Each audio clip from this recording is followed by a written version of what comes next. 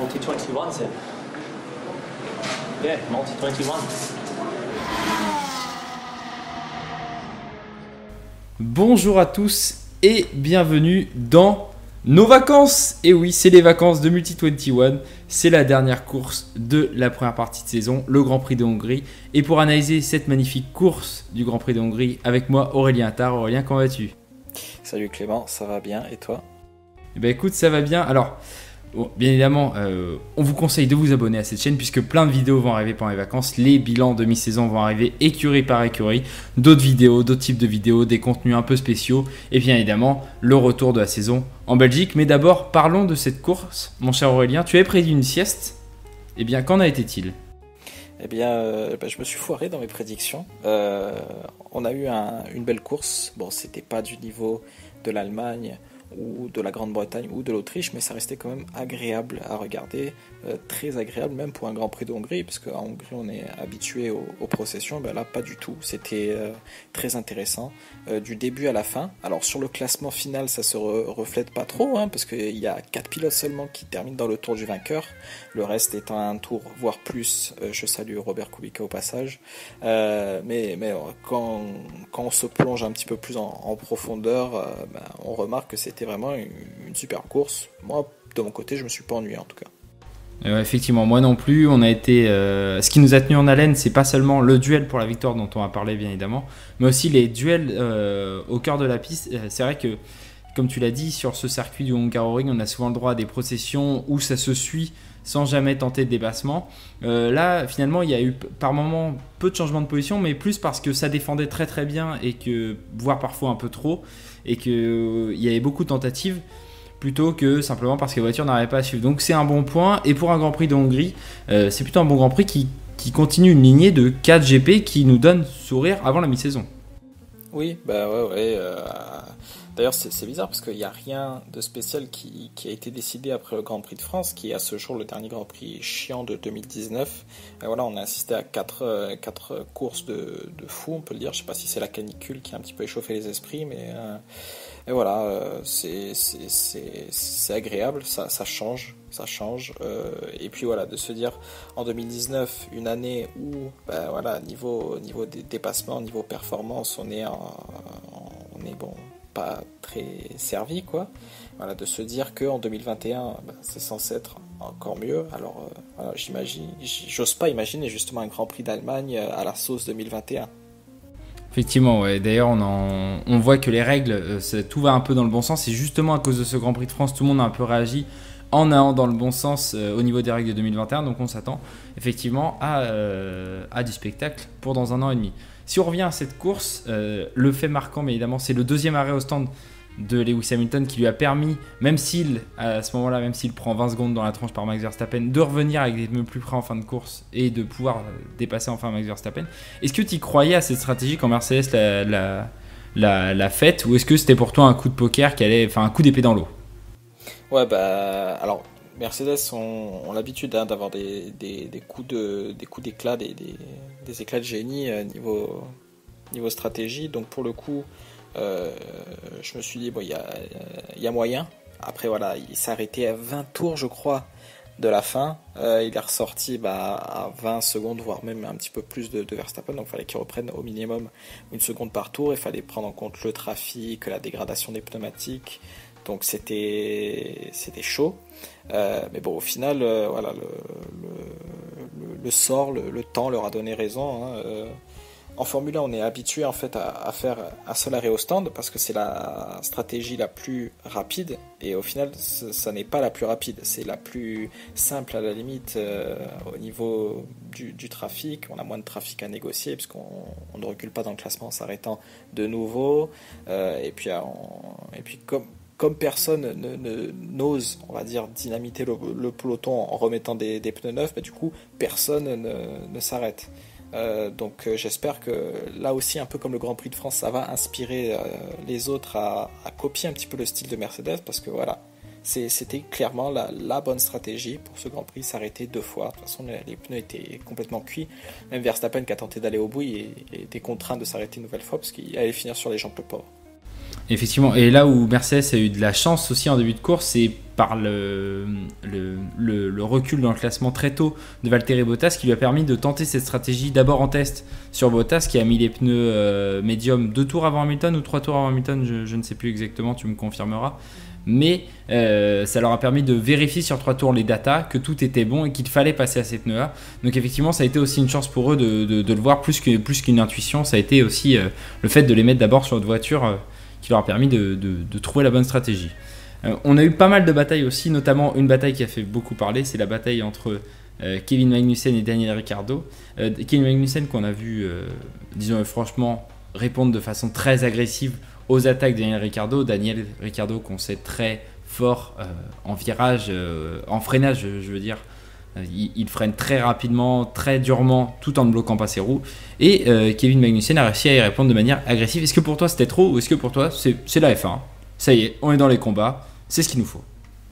En fait, Magnussen, le truc c'est que j'ai l'habitude de le voir beaucoup plus agressif que ça en piste. Parce qu'il était très limite dans ses défenses. Mais voilà, il restait dans la limite. Il n'était pas vraiment au-dessus de la limite. Après, il n'était pas gentil non plus dans ses défenses. Donc, c'était comment dirais-je, c'était désagréable en fait. C'était un petit peu difficile de voir Ricciardo galérer à ce point en essayant de rester un petit peu dans les règles, quoi. Mais bon, à un moment donné, il faut dire fuck it, hein, comme disaient les Anglais, et puis aller au contact, quoi. Essayer un petit peu de toucher les roues, de forcer l'adversaire hors de la piste. De toute façon, maintenant, ils souhaitent de moins en moins distribuer des pénalités, les commissaires. Donc voilà, c'était le moment, c'était l'occasion. De toute façon, les deux étaient hors des points, donc voilà, tant qu'à faire. À la limite, ça aurait peut-être fait sortir la voiture de sécurité, ça aurait peut-être bouleversé complètement la stratégie des hommes de tête, donc on ne sait pas. Blague à part, j'ai pas trouvé Magnussen vraiment intolérable dans sa défense, c'était limite, c'était parfois pas très beau à voir, mais bon, ça ne m'a pas dérangé personnellement. Disons qu'il tassait, mais qu'il ne zigzaguait pas comme il y en a l'habitude, où il change 2-3 fois de trajectoire, qui est interdit. Là, c'est vrai qu'il allait vraiment coller la voiture adverse contre les bords, contre les limites de la piste, mais ce n'était pas des zigzags permanents comme on a pu déjà le voir. Donc c'est vrai que dans la jurisprudence Kevin Magnussen, on a connu pire, on peut le dire. Il y a deux écuries qui ont réalisé plutôt des bons week-ends et qui d'ailleurs sont sur une bonne dynamique. Ce sont nos amis anglo-saxons, McLaren et Williams, qui tous les deux arrivent à remonter dans le classement. Alors McLaren en étant s'imposant avant les vacances comme la 4ème force de la saison, et je pense qu'on en parlera lors de leur bilan qui leur est consacré, et Williams qui a réussi à placer George Russell en qualification devant certains pilotes et ce même George Russell qui a réussi à devancer Lance Stroll et Antonio Giovinazzi en course. Alors finalement, c'est une belle embellie pour les écuries anglaises. Oui, exactement. Je suis d'accord avec toi. McLaren, de toute façon, ça fait déjà maintenant depuis plusieurs courses qu'ils se sont imposés comme 4ème force. Là, ils ne font juste que de prendre de l'avance au classement général. De toute façon, à l'heure d'aujourd'hui, il n'y a aucune autre écurie qui peut leur disputer ce statut. Donc c'est une bonne nouvelle pour McLaren. Ils sont sûrs quasi sûrs, bien sûr, parce qu'on n'est jamais vraiment certain de quoi l'avenir sera fait. Mais bon, normalement, ils devraient encaisser la prime reversée à l'écurie arrivant à la 4ème place. Ça fait quand même pas mal d'argent. Et donc, du coup, pour le développement de 2020 et surtout de 2021, ça peut être très, très important. Sainz aussi, écoute, agréable surprise. Sainz qui est de plus en plus souvent malmené par Norris en qualification. Et puis voilà, en course, il a répondu. 2 5e places d'affilée. Celle en Allemagne était assez déçue parce qu'il y avait de quoi chercher le podium. Bon là pour le coup c'était mort pour le podium, mais il termine devant une Red Bull, ce qui est vraiment quelque chose de très fort quand on est une écurie de milieu de tableau. Et Norris, il y a un petit cafouillage au stand, il termine 9ème, mais ça reste quand même un bon résultat, hein, c'est une arrivée dans les points. Ensuite pour Williams, c'est une 16e place pour Russell, mais bon, il y a quand même derrière lui une Racing Point et une Alfa Romeo. Donc là aussi, en fait, Williams fait quelque chose de très fort à leur échelle. Et bon, pour le coup, c'est mort cette saison de toute façon. Il n'y a plus rien à espérer. Ils peuvent pas gagner une place au classement, ils peuvent pas en perdre non plus, vu qu'ils sont bons derniers. Donc encore une fois, si jamais ça peut, construire des bases solides pour 2020, c'est que du bonus. Effectivement. Ouais. Et alors, on va revenir sur cette première partie de saison. Tout d'abord, rappelons que, puisque nous sommes à mi-saison, c'est traditionnellement le moment où des pilotes ou des constructeurs commencent à être écartés des chances d'être titrés mondialement. Alors, sont officiellement non titrables en 2019 Williams, Haas, Racing Point, Alfa Romeo et Renault, déjà Renault, après ce Grand Prix de Hongrie. Et chez les pilotes, on retrouve George Russell, Robert Kubica, les deux pilotes Williams forcément, Antonio Giovinazzi, Romain Grosjean et Sergio Pérez. Donc les coéquipiers de Grosjean et Pérez sont encore titrables, même si bon, ça sera bien évidemment pas le cas, mais ça en dit déjà quelque chose, cette petite symbolique. Fermons la parenthèse, revenons sur la première partie de saison. On a connu des Grands Prix purges, on a connu des Grands Prix exceptionnels. On s'était dit que Ferrari serait premier à la mi-saison, on s'était dit que Renault serait troisième. On a connu des déceptions, on a connu des surprises. Qu'as-tu pensé de ces 12 premières courses de la saison 2019 ? En fait, ça a démarré de la pire des manières, avec Mercedes qui ont quasiment raflé tous les points possibles sur les 6 premières courses de la saison. Il y en avait quand même 264 en jeu, je crois, quelque chose comme ça. Ils en ont eu 257. Donc voilà, à partir du Grand Prix de Monaco, je me suis dit, bon, on va vivre peut-être la pire saison de l'histoire. Et puis, ouais, peut-être que Mercedes se sont relâchés, je ne sais pas, ou que les autres ont redoublé d'efforts. Mais voilà, après le Grand Prix de Monaco, je vois ça, je vois comme ça, les choses comme ça. Il y a eu un avant et un après Monaco. Et après Monaco, c'est une sorte de deuxième saison en fait, qui a vu le jour, où c'était nettement plus disputé entre Mercedes, Ferrari et Red Bull. Bon, là déjà c'était nettement plus agréable à voir. Ensuite, en ce qui concerne le cœur du peloton, le milieu de tableau, bon là pour le coup c'est disputé depuis la première course, mais bon c'est pour les places d'honneur, quoi. C'est pour la 6e place et au-delà. C'est pas vraiment intéressant à suivre en direct devant la télévision, mais après quand on se planche sur les classements, là c'est très chaud, quoi. C'est très tendu, très serré. Malheureusement on aimerait que ça soit pour les places de tête, que ça soit aussi serré, peut-être en 2020, peut-être en 2021, mais bon, voilà, depuis le Canada en fait, on a eu des très bonnes choses, et donc je suis pour l'instant assez satisfait de cette première partie de saison. Es-tu optimiste pour la seconde partie de saison ? On sait qu'il y a des grands prix assez spectaculaires qui arrivent. On sait que la Belgique, c'est les terres quasiment de Racing Point, enfin de ex-Force India qui sont fort chaque année là-bas. On va avoir un pilote italien et une écurie italienne, 2 écuries italiennes comme chaque année, mais un pilote italien en Italie lors du GP à Monza. Et puis le Grand Prix de Singapour pour recommencer après avec le Strass et les paillettes. Donc est-ce que tu es optimiste pour le début de saison, pour la deuxième partie de saison ? Au niveau de l'enjeu chez les constructeurs, non, du coup, parce qu'il n'y a plus d'enjeu, c'est terminé. Pour les pilotes, c'est tout comme au final, peut-être la deuxième place, là, ça va être assez intéressant à voir. Mais ouais, en fait, le truc, c'est que sur la deuxième partie du calendrier, c'est généralement des courses qui sont pas exceptionnelles. Je pense surtout à la Russie. Je pense à Abu Dhabi, le Mexique qui est au final une destination, le circuit est beau, mais bon les grands prix sont assez bof. Donc après je peux très bien me tromper, au final en Hongrie on a eu une très bonne course, mais je sais pas, en fait j'ai trop de mauvais souvenirs avec les deuxièmes parties de saison. Je pense immédiatement à Vettel qui de la Belgique jusqu'à la fin de saison 2013 a gagné toutes les courses, c'était vraiment horrible à suivre. Et j'ai vraiment pas envie de revivre ça, donc je sais pas, je suis assez réservé. Et toi, quel est ton avis sur la question ?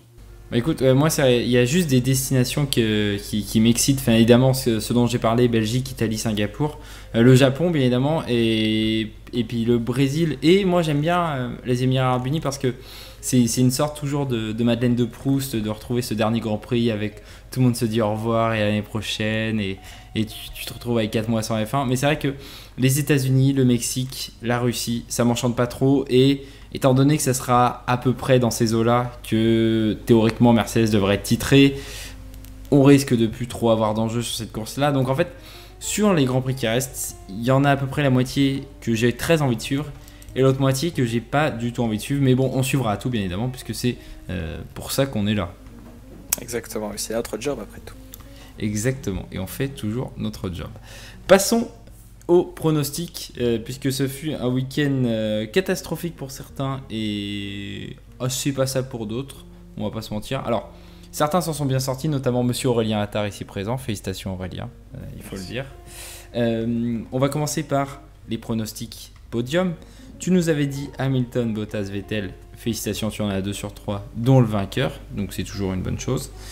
Quand Pierre nous avait dit Verstappen, Hamilton, Leclerc, donc c'est un peu péché, puisque effectivement il en avait 2 sur 3, mais pas dans l'ordre. Donc c'est plus compliqué. En termes de duel entre écuries, eh bien écoute, tu as 7 sur 10, tu es premier de ce classement, puisque tu nous avais dit que Gasly serait devant Max Verstappen. Bon là, tu n'as pas eu le nez creux. Tu nous avais dit que Ricciardo allait être devant Hülkenberg, mais ça tout le monde l'avait dit, donc on ne peut pas t'en vouloir. Et tu avais dit que Kvyat allait être devant Albon, mais après son podium en Allemagne, on ne pouvait pas t'en vouloir non plus. Donc finalement, c'était un très bon classement, puisque tu as tous les autres pilotes qui ont dominé leur équipier. Pierre a 5 sur 10, donc ce qui est moyen, on va pas se mentir. C'est la moyenne. C'est la moyenne, exactement. Puisqu'il avait bien pronostiqué Hamilton, Verstappen, Sainz, Albon et Raikkonen. Bon, par contre, il avait dit Kubica, Grosjean, Stroll, Ricciardo et Leclerc. Donc là, c'est plutôt moyen. Et bien évidemment, le pire de la classe, moi-même. C'est pour ça que je présente et que je ne pronostique pas. Hein. Chacun son rôle, chacun ses compétences. Puisque j'avais donné Hamilton, pas très compliqué. Verstappen, pas très compliqué. George Russell, pas très compliqué. Et Kimi Räikkönen, pas très compliqué. En gros, les 4 qui dominent leur coéquipier depuis le début de la saison. Et pour le reste, j'ai tout faux. Donc, félicitations à moi, c'est mérité. Ça viendra avec le temps, ça, t'inquiète pas. Ah bah oui, on est novice dans le monde de la F1, on verra bien. Écoute mon cher Aurélien, je te souhaite des bonnes vacances, bonnes vacances de F1, puisque bien évidemment nous ne serons pas en vacances, nous allons charbonner comme jamais, mais profitons de cette pause estivale et je te dis à la prochaine. Écoute, je te dis à la prochaine, qui va arriver très très vite. Pour les fans de F1, je leur dis à dans 3 semaines du coup pour la Belgique.